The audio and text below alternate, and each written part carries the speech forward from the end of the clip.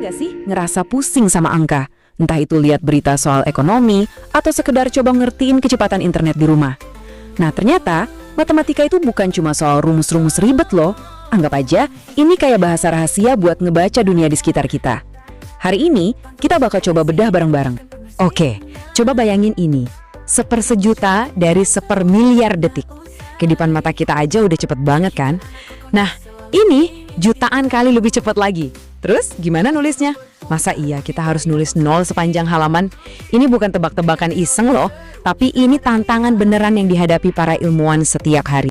Dan ini dia kenapa angka sekecil itu penting banget. Jadi, di tahun 1999 ada Dr. Ahmad Zuhil yang dapat hadiah Nobel. Kerennya, dia berhasil motret atom pas lagi gerak.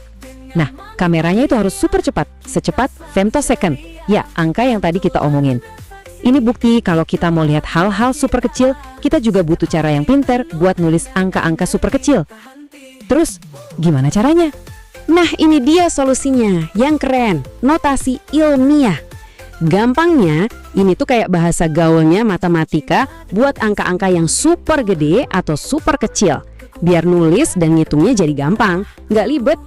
Oke, jadi di pembahasan kali ini, kita bakal jalan-jalan singkat nih.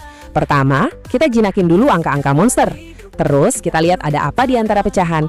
Abis itu, kita belajar cara baca cerita dari sebuah grafik, nyari tahu apa sih yang khas dari sekumpulan data, dan terakhir, gimana caranya semua ini nyambung ke hidup kita sehari-hari.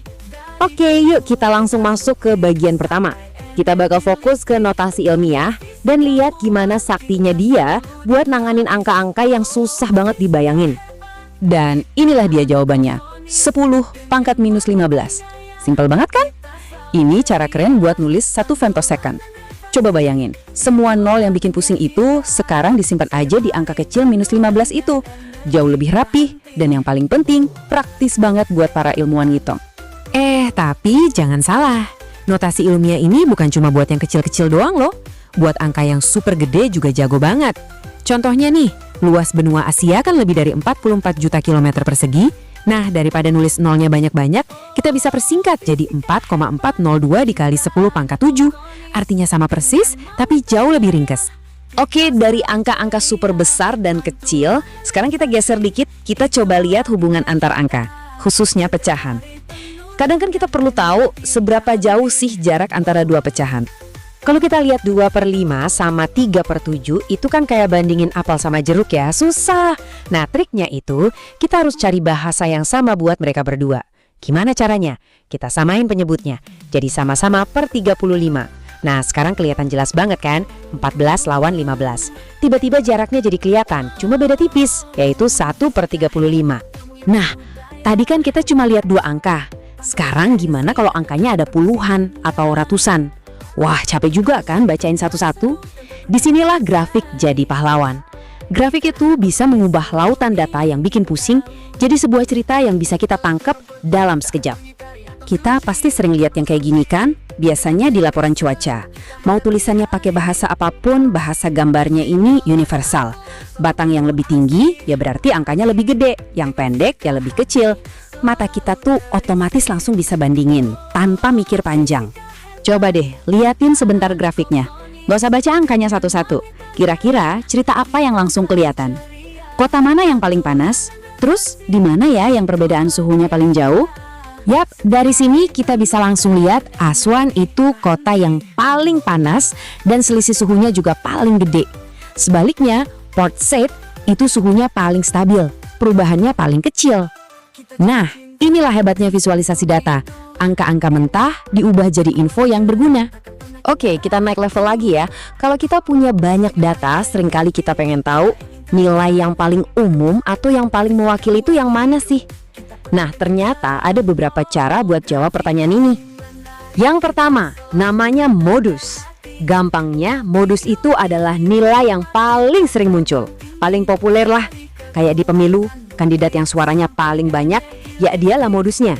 Paling gampang dicari, tinggal lihat aja mana yang paling sering nongol. Berikutnya ada median, ini senilai tengah.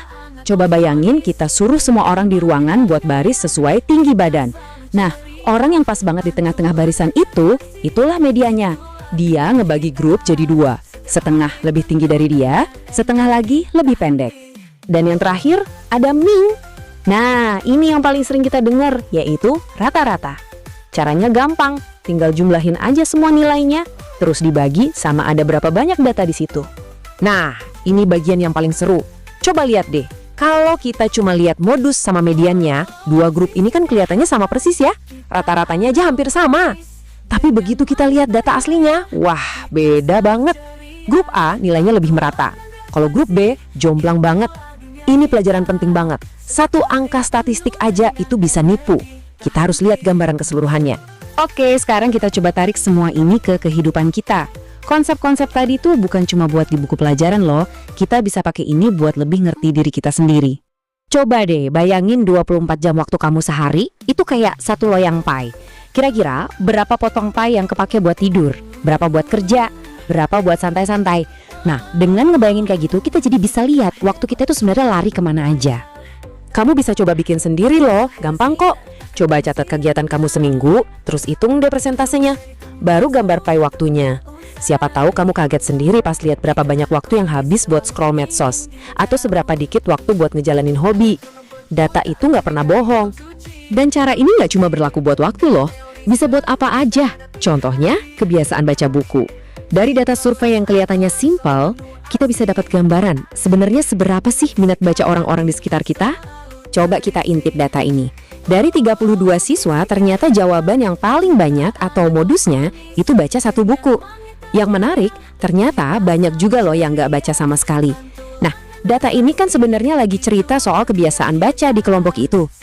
Jadi intinya, matematika dan statistik itu ngasih kita semacam kacamata khusus buat ngeliat pola-pola dalam hidup kita. Mulai dari cara kita pakai waktu, sampai buku apa yang kita baca. Nah, pertanyaannya sekarang, kalau kacamata ini kamu pakai buat ngeliat diri kamu sendiri, kira-kira cerita apa yang bakal kamu temuin?